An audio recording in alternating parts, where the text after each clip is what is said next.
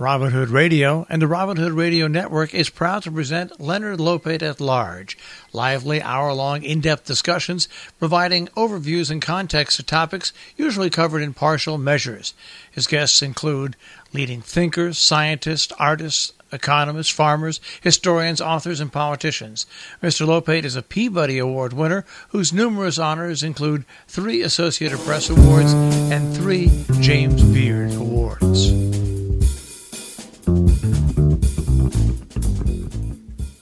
Welcome to Leonard Lopate at Large. I'm Leonard Lopate. When its Upper West Side landlord forced the Lincoln Plaza Cinema to close a year ago, a group of local residents teamed up with other concerned moviegoers to create Coalition for New Plaza Cinema, a nonprofit that raises money to keep independent foreign and documentary films on movie screens in their neighborhood.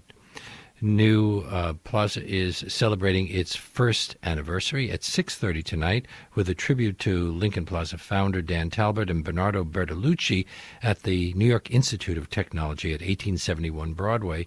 It will begin with a screening of Bertolucci's 1970 film, The Conformist, followed by an interview by Philip Lopate of Dan Talbot's widow and partner, Toby Talbot. Toby Talbot joins us now, along with attorney Norma Levy, the founder of the Coalition for a New Plaza Cinema, and veteran film distributor Gary Palmucci. Welcome to our show. Thank you. It's great to be here. Toby, how long were you and your husband, the late Dan Talbot, in the film business? Well, if you start with our courtship, quite a while. We were married in the 50s, and we courted each other. Well, I don't want to pun, but we did court each other in the dark. So we were going to a lot of movies when we were very young, and we officially entered the field when we opened the New Yorker Theater on Broadway between 88th and 89th Street in 1960. Yes. And you wrote in your memoir, The New Yorker Theater and Other Scenes from a Life at the Movies, that you thought it would go on forever. Well, maybe Dan and I very seldom disagreed on most things, especially movies. Maybe I thought it would go on forever, but Dan at a certain point in 1974 decided that he was going to get involved more deeply in distribution, and that he already had figured out what he had done successfully at the New Yorker, and being very venturous and very venturesome, he decided to sell the New Yorker Theater and devote himself totally to distribution. And Bernardo Bertolucci's film, Before the Revolution, was the presenting symptom for that.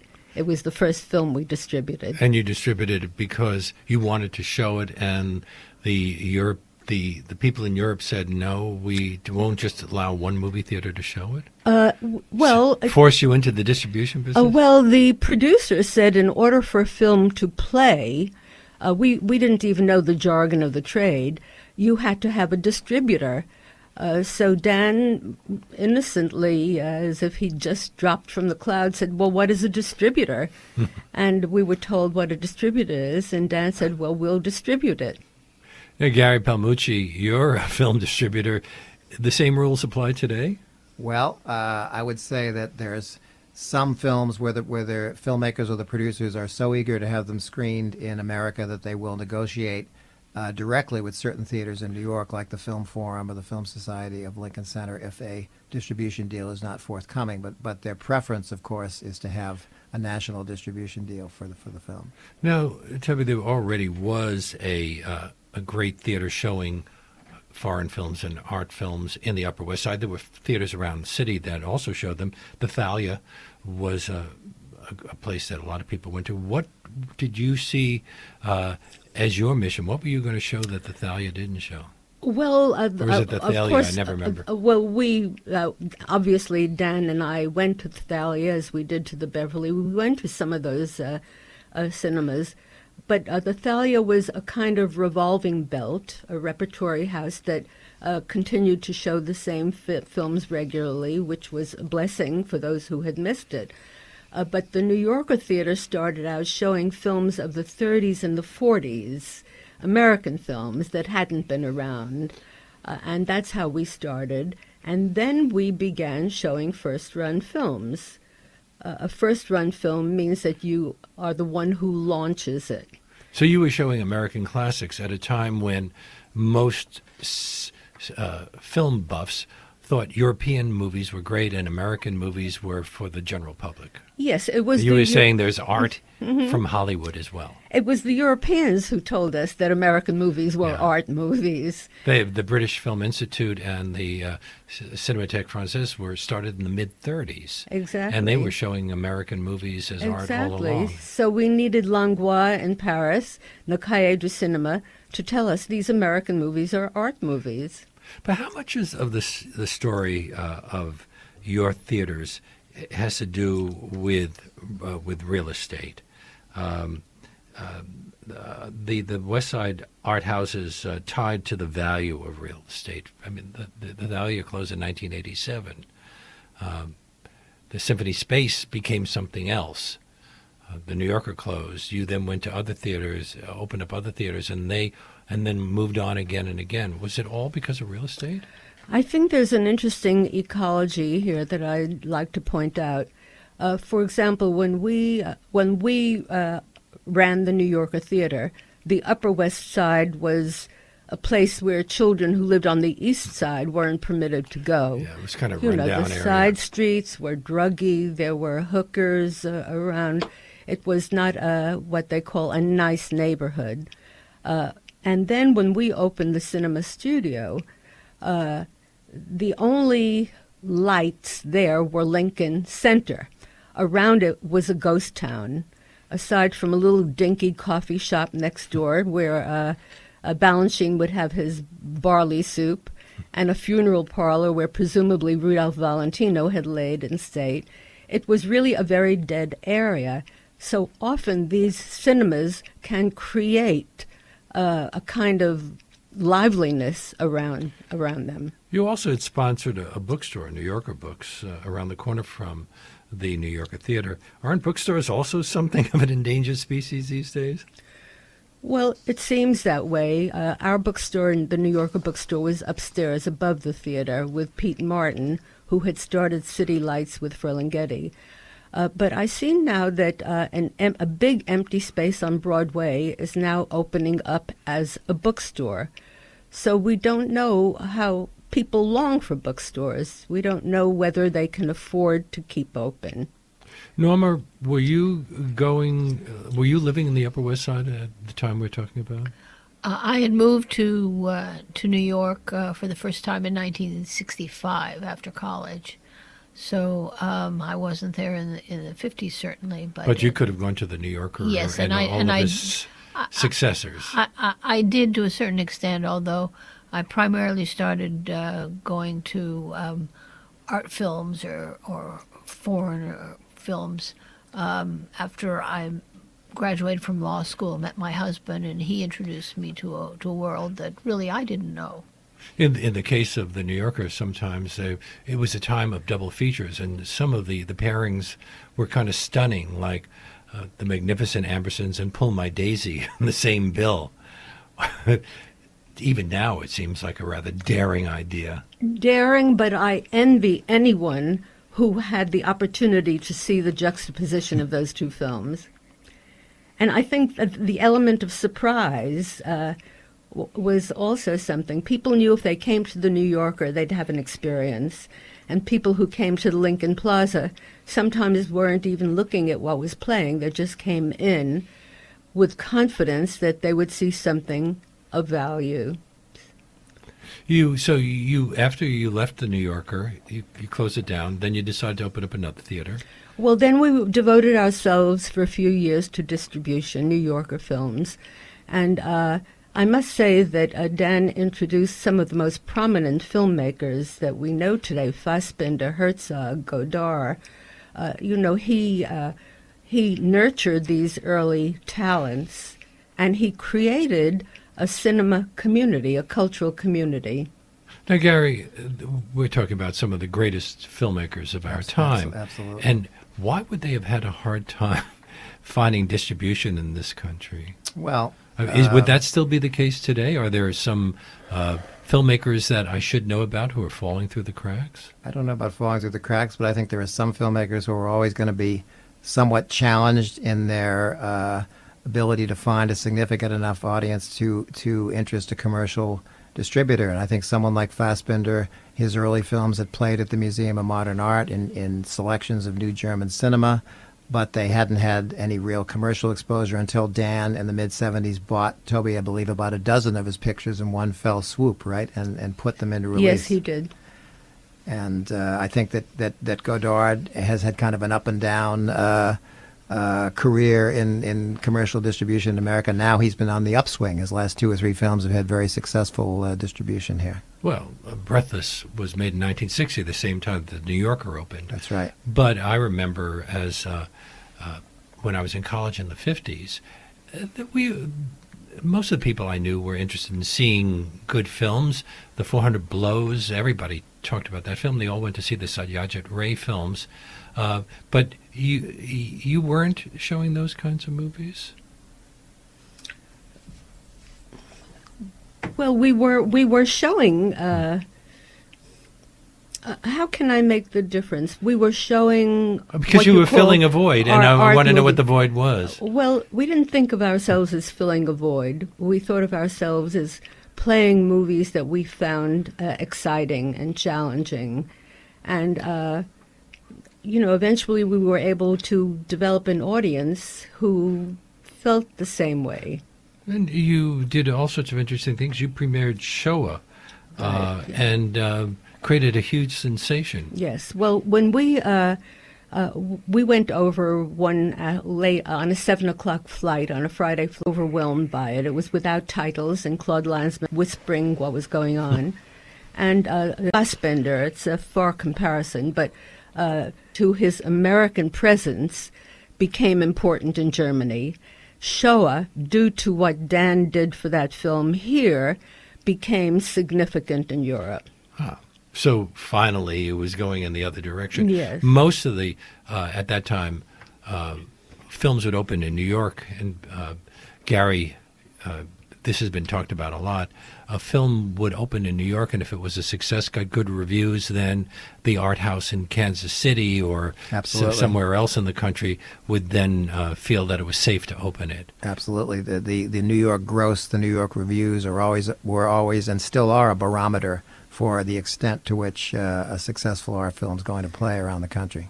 Of course, that can be a problem because some pretty great films have gotten some pretty bad reviews over the years. But most of them have recovered, I think, over time. Yes, I did want to say that the Lincoln Plaza Cinema became a kind of first reader. If a distributor managed to have us play a film at the Lincoln Plaza Cinema, art houses around the country, often without even looking at the film, would book it. They would have the assurance that it was something of value. And in 1981, you wound up opening the Lincoln Plaza. Did you think at that time that it would go on forever? Well, we had a lease, and the lease was renewed. We never thought in those terms of forever at that point. Milstein Property says that vital structural work was needed and a repair to waterproof the plaza around the building. Well, I don't know what improvements he had in mind. It seemed to me that they were largely external, but, he has his reasons. As Jean Renoir said in one of his films, everyone has his reasons. I'm speaking with Toby Talbot, with Norma Levy and Gary Palmucci about movies in New York City, movie theaters in New York City. This is Leonard Lopate at Large, WBAI, New York, 99.5 FM. Norma, you told the New York Times that you and your husband regularly saw movies at the Lincoln Plaza Cinema for decades. Had you ever gone to the movies at some of the other Talbot theaters, like the I'm sure. New Yorker? I'm sure I have. Yes, but the one that I remember, the one that's outstanding in my memory, is Lincoln Plaza. And you've said that you remember the moment somebody told you that the Lincoln Plaza was closing, that it was, quote, like the day the that you first heard that Kennedy had been shot? Well, I guess perhaps, is that an exaggeration? Perhaps. I don't know. You're the one who said it.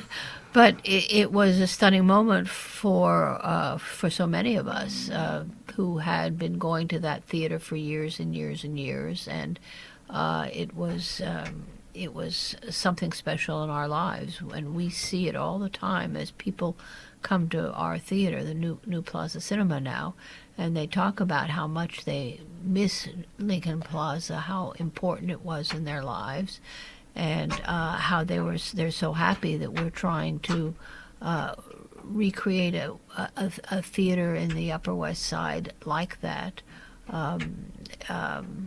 It's just it was a phenomenon that meant a lot to a very large community of people. So you set about trying to create a community organization? That's correct. How does one do that? Do you hand out leaflets to people on the street? Lincoln Excuse Plaza. me, I'm going to barge in a minute. Norma is very modest, but at Dan's tribute, when he passed on, the tribute filled 5 auditoriums of people who were mourning the demise of the theater, and Norma was already out in front of the theater passing out flyers with this inspiration that she had. It just seemed that it had to continue, that there was no reason why it shouldn't continue. It was filled with people. We loved it. And all of the other theaters had gradually left the Upper West Side, or so many of them that we used to go to. Well, there still are some pretty important theaters showing independent foreign and documentary films. The Walter Reed, the Eleanor Bunin Monroe Film Center, the Film Society of Lincoln Center, but they were not necessarily showing the kinds of movies that you were getting There was at the Lincoln something Plaza? very special about Lincoln Plaza. It had 6 screens.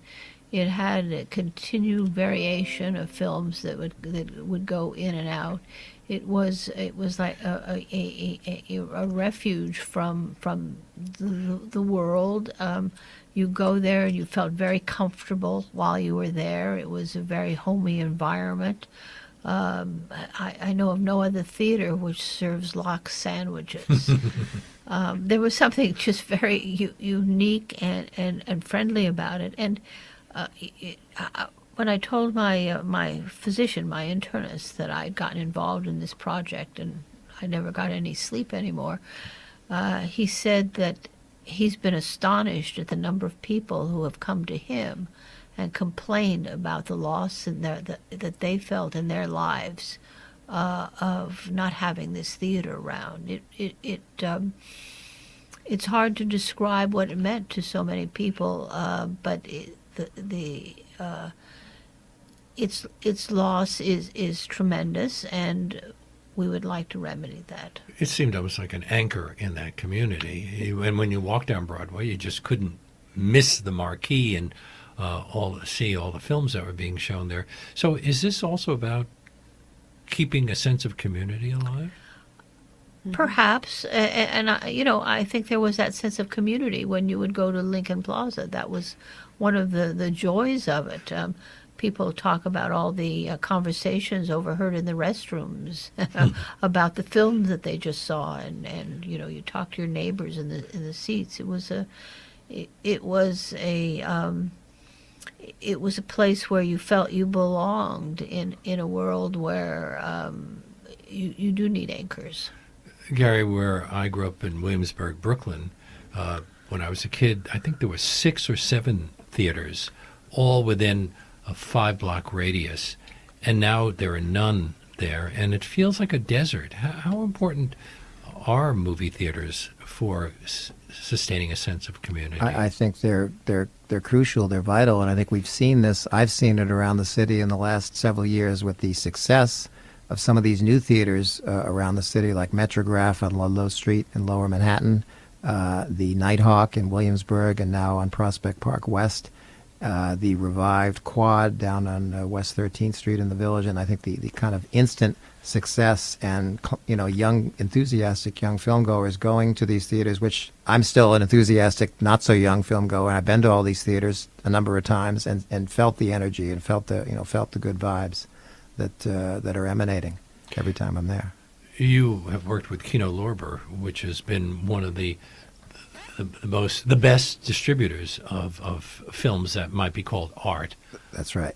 The company was originally called Kino International, founded in the mid-'70s, run by a gentleman named Don Krem, who tragically and prematurely passed away in 2011, now very capably run by others and carrying on in that tradition of releasing both cutting-edge new foreign films and often re-releases of classics as well. What does the loss of a venue like the Lincoln Plaza mean to a film distributor? Is getting films into art houses a specialized part of the business? It's made it tougher to get certain films played because all of a sudden we're down 6 screens in that very important Upper West Side film market. Many of the films that Dan and Toby would have played at the Lincoln Plaza have managed to find homes elsewhere, at the Film Society of Lincoln Center, at the Landmark 57, which opened in late 2017. But there's a few that haven't played the Upper West Side. For instance, the terrific Israeli film Foxtrot that was released early last year never played on the Upper West Side in a bona fide engagement. That would have run probably 6 or 8 weeks, Toby, at the Lincoln Plaza, right? I'd also like to say that you mentioned the potential run of a film. Dan and I, since we were independent, in other words, everything came out of our own pocket. We didn't have a large studio behind us. So we could afford to take a risk because we knew that it behooved us only, and we weren't penalizing any large entity behind us. And people who came to our theater knew that there might be a film that was a little edgy, a little non-commercial, but that there was something interesting to see. So an audience is trained and was trained to accept films that don't have, quote, commercial value. You mentioned that you got into film distribution because you wanted to show Before the Revolution, Bertolucci's film. You developed a relationship with Bertolucci. It was more than a relationship. We were really family. We went to his parents' house in Parma. We were very close to each. We skinny dipped together out in Long Island. We were that friendly with him. And it was a great blow to have Bernardo die in such a short span away from Dan. Gary, have you skinny dipped with any of the important directors whose films you've shown? Not that I can think of, but I did have the pleasure to meet Bertolucci once at a beautiful screening of a Rossellini film in the mid-'80s, and he was still trying to make a film of The Red Harvest, starring Jack Nicholson as a Continental Op, and it had fallen apart, and he said, basta, no more Red Harvest. That was the end of that. And that comes as a surprise because he was one of the most famous filmmakers in the world. He still had a hard time getting financing for a film project. I think he had a fallow period in the mid-'80s when 2 or 3 of his very ambitious pictures had not been successful, like 1900, which is being re-released at the Film Forum shortly, Luna with Jill Clayburgh. And there was that period where he, I think, couldn't get things going until he connected with producer Jeremy Thomas on The Last Emperor, which became very successful in the late 80s. Are things changing now with financing of films? For example, Roma, which is a wonderful film that's an Oscar contender this year, was financed in part by Netflix.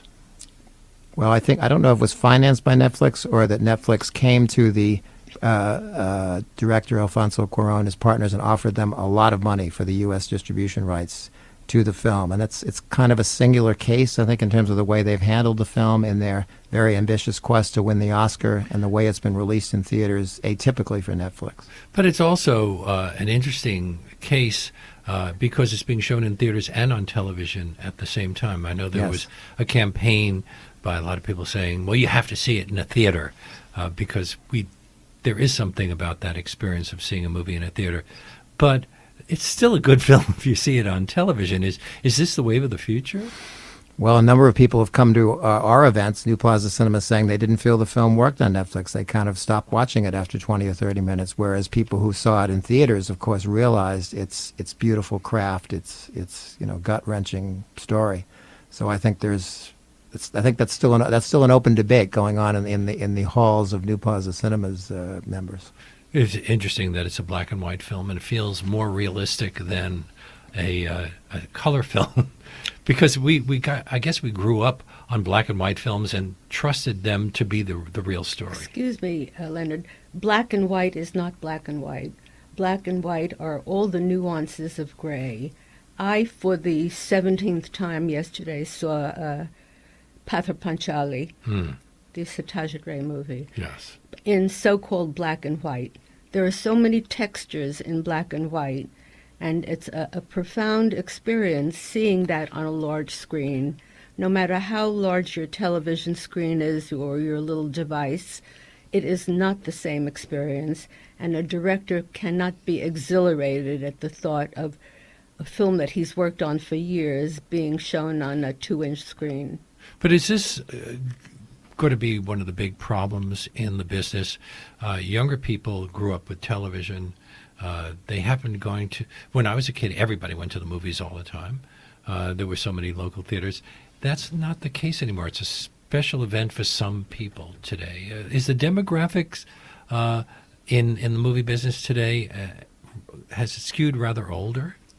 I think in many ways it has, but again, when I go to theaters like Metrograph and Quad and Nighthawk, I see a lot of enthusiastic young people there responding to seeing films on the big screen. So I think there is hopefully a core of young people that's still going to be an energizer for their peers and for future generations. I certainly took it seriously with my son, trying to bring him to see films on the screen when he was young, and I hope that continues. There's a film theater in downtown Brooklyn where you can eat while you're watching the film. That's the Nighthawk, but you can eat and you can watch Paths of Glory and La Dolce Vita and Two for the Road and There Will Be Blood in beautiful presentation. So I think I'll take that trade-off. Nora said that you could have a lox sandwich at the New Plaza. What kind of food were you serving there? You know, I'd like to have a couple of words, sort of shop talk. Yeah. One of the things that was really glorious about the Lincoln Plaza Cinema were the people who worked there. Everyone in that staff came from a different place, and there was such a harmony in the staff that part of the experience Norma was describing was you walked into an environment where you saw a staff that were so happy to be working where they were. When Dan came down there, they would hug him. I, who have no sweet tooth at all, was the person who chose all the confections at the stand. So every pastry... Didn't you run the concession stand at the New Yorker for a while? Yes, that too, but that was not as ambitious. At the Lincoln Plaza, every pastry came from a different baker. The smoked salmon came from a Catskill smokehouse. The ham was particularly fine European ham. The cheese was particularly fine. So people knew if they could come down there after work at 5:30, they could literally have a meal there, a smoked salmon sandwich, a pastry, a cappuccino. And they knew that they would be very welcomed by the staff. So that made it for a very exceptional experience. We're talking about keeping neighborhood movie theaters alive today on Leonard Lopate at Large. I'm talking to three people who hope that you'll go to the movies not just on Saturday night, but on any given night. Toby Talbot, who with her late husband Dan Talbot ran a number of movie theaters, and the one that we are discussing is the Lincoln Plaza Cinema, which no longer is in business, closed last year, but it led to the formation of the Coalition for New Plaza Cinema, and Norma Levy is here. She's the founder of that group, and we're also talking about just the film business in general, and we are lucky to have film distributor Gary Palmucci here. Now, Norma, when you decided that you wanted to start a group, you're a lawyer, so you probably had an advantage, but what did you do? Did you have to file to create a nonprofit? Well, first, we had to find a group of people who were of like mind.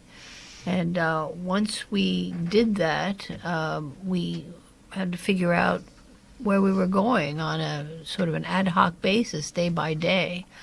Ultimately, we started out filing as a for-profit just in order to incorporate ourselves, because it's the easiest thing to do.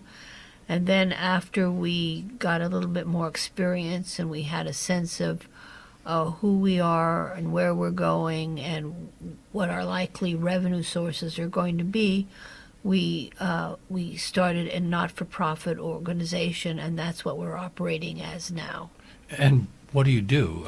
Are you involved in showing films? We've been showing films since late June. After we announced our formation, we managed to get in touch with the person who obtained sent around a petition in which 10,000 people complained about the closing of Lincoln Plaza.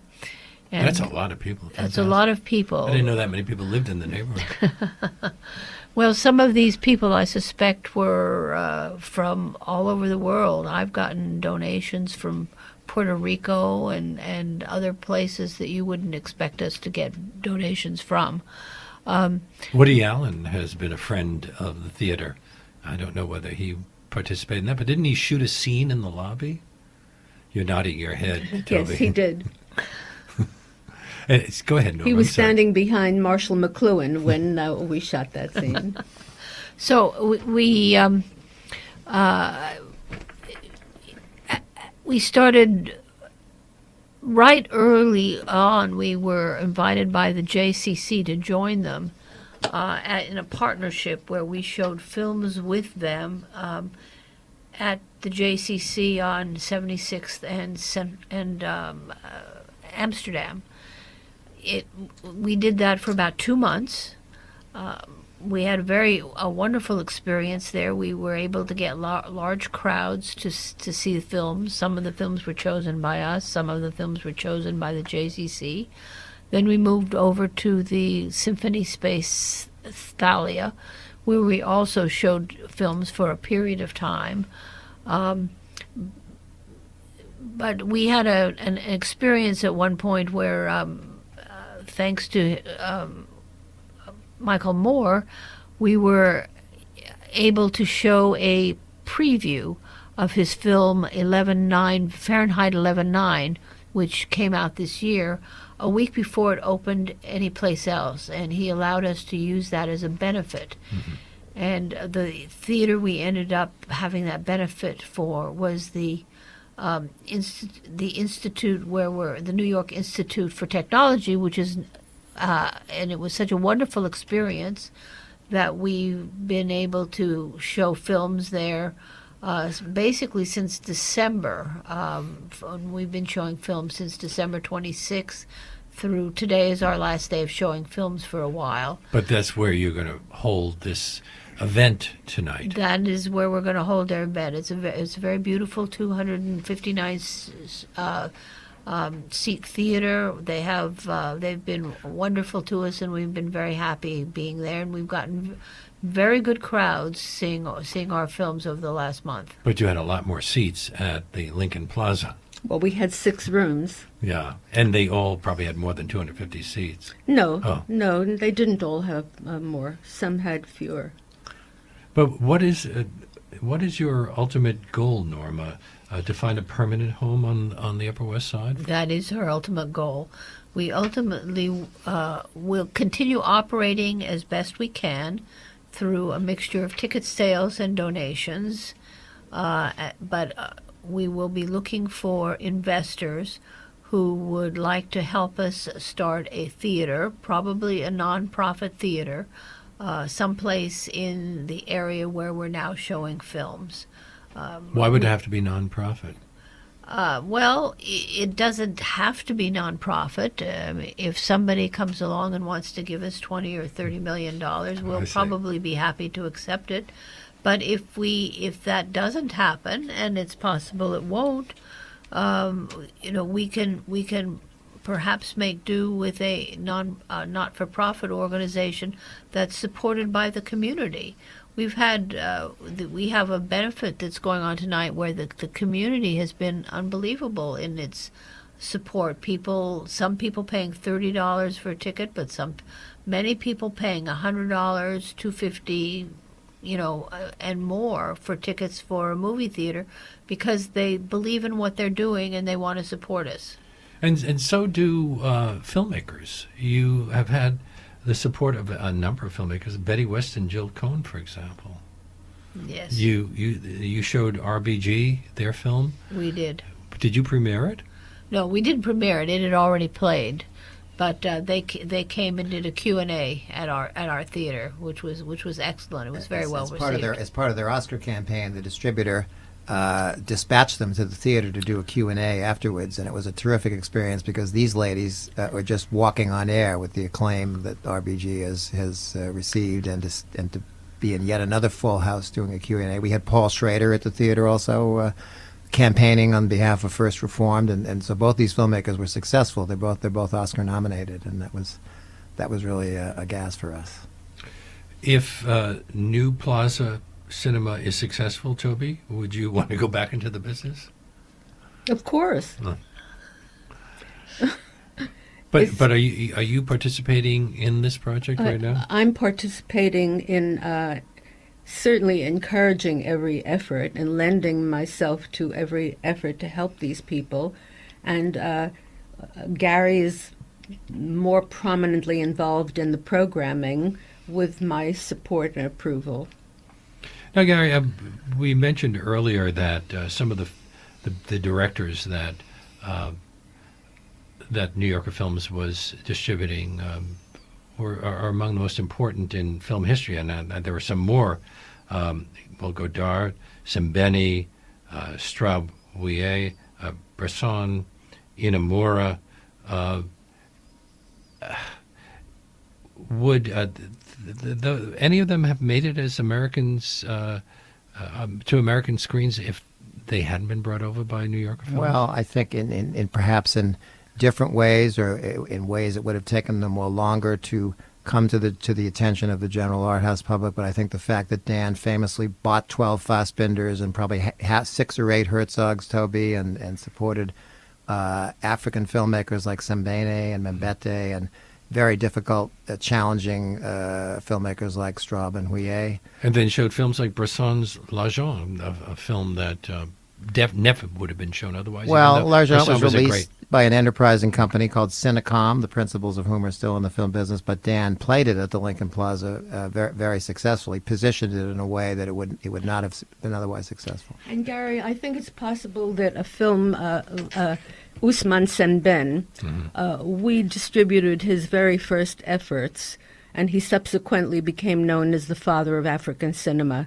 I'm not so certain whether his path would have been easy to find international acclaim if we hadn't consistently played and distributed his films. And as great as he was, one of my great thrills is that I interviewed him years ago. When we first met him, he was in his early 20s with his African garb and his typical pipe. And again, he became part of our family, in fact. And this would have been so for some of the Latin American filmmakers, as well as the Asian filmmakers that you've mentioned. Some ultimately would have found their correct spot in film history. Others not. You've said that at Lincoln Plaza you would play a film that you knew had no commercial value, or would have been assumed to have had no commercial value, but since you had admired and respected it, you wanted to share it with your audience. And did some of them turn out to have commercial value after all? Is it a matter of how you present something? Certainly, the early efforts of Sembène would have been considered small films, and ultimately he got on every African black film list in the country. He became part of the curriculum. Yeah, maybe Straub Huillet remained rather esoteric. But this team, husband and wife, were highly admired by other filmmakers, even though he was very rigorous in his filmmaking. Bertolucci, for example. So they were authors, and at least our cinema community was introduced to people who were trying to do something radically different. At the same time, you're also dealing with commercial filmmakers. How did you become involved with Woody Allen? Well, he became involved with us. He came to the New Yorker Theater and to all of our other movie houses, and when Woody finished a film, we were the first people that he asked to come to his studio to look at it. Didn't one of the films that you were involved with, Point of Order, a documentary that you made with Emile D'Antonio, lead to some threatened lawsuits? Yes, it got Dan on the enemy list. Because Point Roy of Order Cohn was threatened? Roy Cohn first threatened him with a suit, and because of the Army McCarthy issue being so sensitive, Dan made this film with Emile D'Antonio, and it got him on the enemies list. Dan didn't worry about that very much. Well, Emile D'Antonio took full credit for the film, so... Which was not quite accurate. Yeah, but I wonder whether Roger Stone would have been suing. Roy Cohn was Roger Stone's mentor, also Donald Trump's mentor. Mm-hmm. But it never went to court? Never, no. So, were there any others where you had problems along that kind of line? No.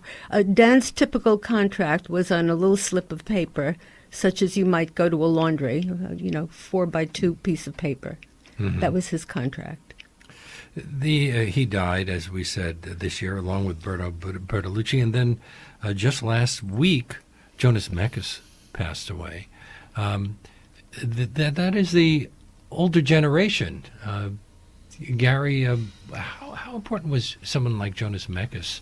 Well, I remember first... even though he was a rather thorny character, he could be, although that wasn't my experience, but I remember first meeting him in 1982, I went to a screening of what was the last night of the Anthology Film Archives and its incarnation on Worcester Street to see a film, The Chelsea Girls by Andy Warhol, the first film that I'd ever seen by Mr. Warhol.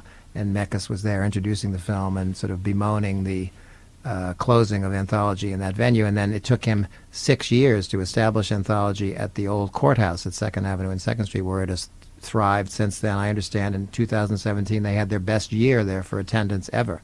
So I think that, to me, that's a remarkable story. I'm a little too young to have experienced it in the 50s and 60s when he first became important on the scene here, but I admire tremendously what he did and what his core of young people has done down there at that theater that are going to carry it on. Well, he is that anomaly, a filmmaker who wound up being a film distributor and also someone who showed films. Correct. A few have tried it, but usually only in a one-off situation. As in your case, were you ever tempted, Toby, to make another film? I was not only tempted, but I did. Uh-huh. Well, you've written a number of books. We'll get to that too. But yes, what are the other films? A very modest film called Berimbau. Berimbau is purported to be the oldest musical instrument in civilization. It looks essentially like a large hunting bow, and it's played with a little wand and a gourd. And this is a modest documentary about the evolution of music. I've mentioned your memoir, which has, by the way, a foreword by Martin Scorsese, who thanks you and Dan for being there for him when he was trying to learn about movies. It's called The New Yorker Theater and Other... what is it? Scenes. And other scenes from a life at the movies. But you've written a number of books, including a novel. Well, I have written a number of books. I've written a dozen or so children's books. Mm-hmm. I've done a dozen or so translations from the Spanish. And I've written a memoir about my mother called A Book About My Mother. Mm-hmm. And I've written a pseudonymous novel. And I am currently working on another memoir. And am, more importantly, working on a book now of Dan's writings. Interestingly, in the memoir that we've been talking about, the New Yorker Theater, you include program notes written by literary figures such as Jack Kerouac from movies that you screened in your theaters over the years. You saved all of them, obviously. Yes, we have all the guest books. Dan gave his archive to Columbia University Press, Uptown, and Columbia University Press is the one who did my memoir on the New Yorker theater. But his archives are intact. I wondered about the Upper West Side being, well, where Columbia is located. There are a number of other major schools located there. Why do you think it's been such a struggle? I mean, wouldn't college kids be coming to the theaters all the time, supporting these theaters? Well, they certainly came to the New Yorker. And which was just down the block. Yes, but no, many of them came to the Lincoln Plaza Cinema. I think that, first of all, people came from the East Side to the Lincoln Plaza Cinema. New Yorkers are very eager not only to walk, but to get on crosstown buses and so forth. Well, I used to get on the subway and go from Brooklyn. Yes. Now, okay, so what is the current situation, Norma? Is it likely that there are no available theaters in the area? Would somebody have to build a theater to duplicate what we are missing? Well, there is available theater. There's the Lincoln Plaza Theater, which we would love to have. Well, what's happened? Have you spoken to the Millstones? Very early on, I had a discussion with the attorney, and he made it pretty clear that you have to have very deep pockets. We're not in a position at this point to really finance that. But there is a theater available if we could get the funding for it, and we would love to do that because you'd have to refurbish it. That would be a pleasure to do, and but you know we are looking at what alternatives are in terms of space. We're now at the New York Institute. There are other alternatives that we're thinking of, that we're looking into. And we will try and raise money, and if we have to, we'll build a theater someplace else, you know, if we're able to raise the money for it. Gary, getting back to something I addressed a little bit earlier, film historian Max Alvarez says the major challenge in the future will be to get new generations to discover the excitement and the cultural importance of seeing a film in the cinema, because without the younger people, the cinema is going to die off.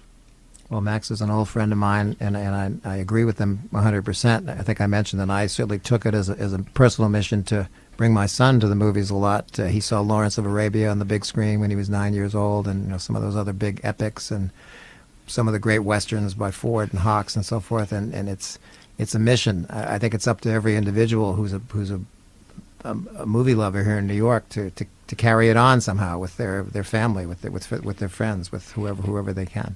Will Netflix and Amazon and the other cable movie channels be able to fill the void? I think Netflix, from what I can see, has very little in the way of older films now on its channel.